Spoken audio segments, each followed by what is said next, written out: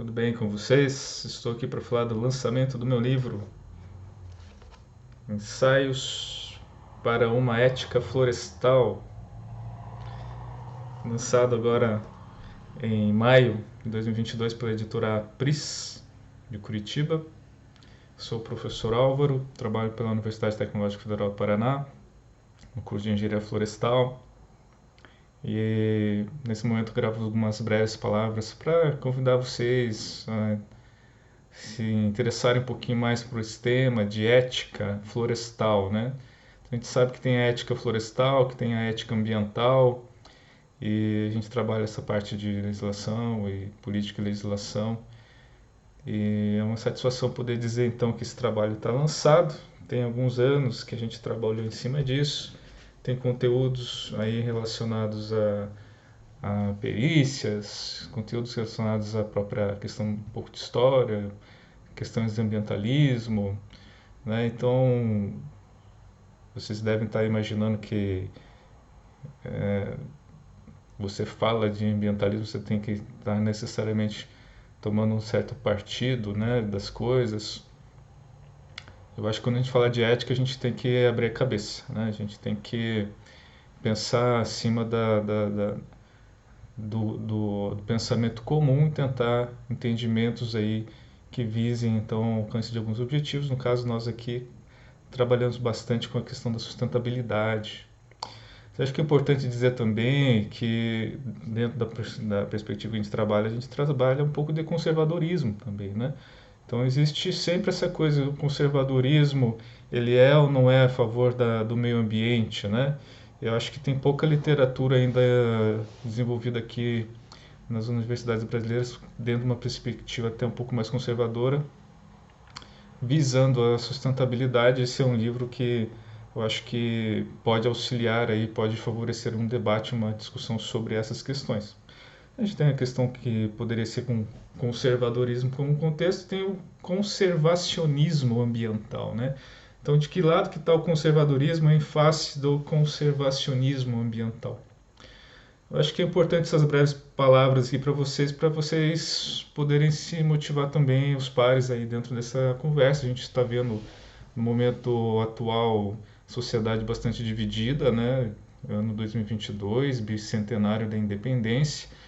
E a gente sabe, por exemplo, que as questões de meio ambiente elas foram aos poucos sendo incorporadas dentro das prioridades de discussão dentro da sociedade. A gente sabe que o patriarca da independência, José Bonifácio, ele já era um ambientalista, né, lá no século XIX, no início do século XIX.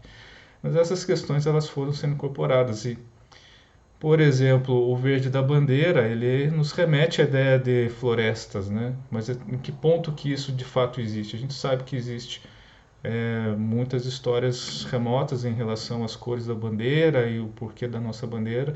Eu acho que o pensamento conservador ele perpassa por essas questões também.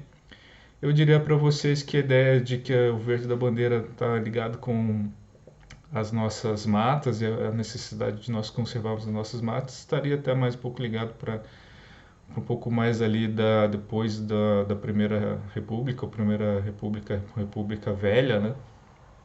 Então depois a gente tem o Estado Novo ali com o primeiro Código Florestal, 1934. Então a partir dali a gente tem um movimento de conservacionismo ambiental cada vez mais forte na sociedade e na representação por meio de legislações, né? Legislações ambientais e florestais. Mas essas coisas todas, elas de alguma forma estão discutidas no livro, né? Quando a gente fala de meio ambiente, está falando de equilíbrio ambiental, equilíbrio ecológico. A gente já conversou um pouquinho da ética da terra, que foi um outro trabalho que a gente traduziu. Nesse sentido, a gente ainda trouxe, dentro desse novo livro que a gente está agora apresentando,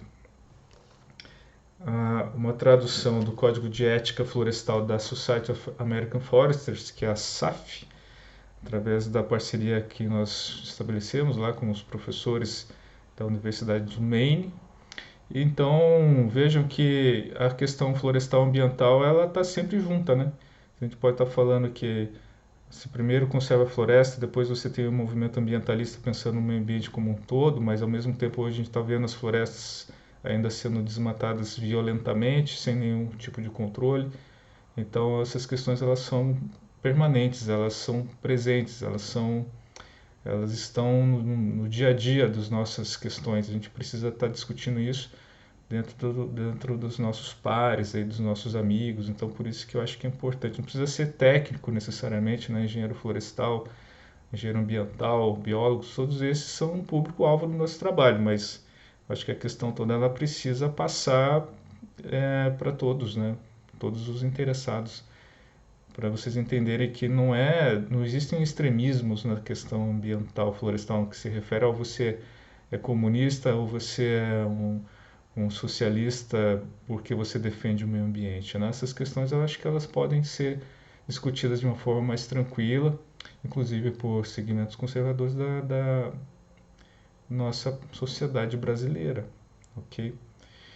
Na questão florestal, ela está muito ligada com a questão de produção, como fazer uso, né? Mas a gente está apresentando uma certa taxonomia de sustentabilidade, o que seria a sustentação dos recursos florestais, dentro dessas questões de uso dos recursos, de valoração dos recursos, ou da própria conservação dos recursos. Então, nesse sentido, a gente está abrindo aí o convite para vocês refletirem comigo nesse novo trabalho.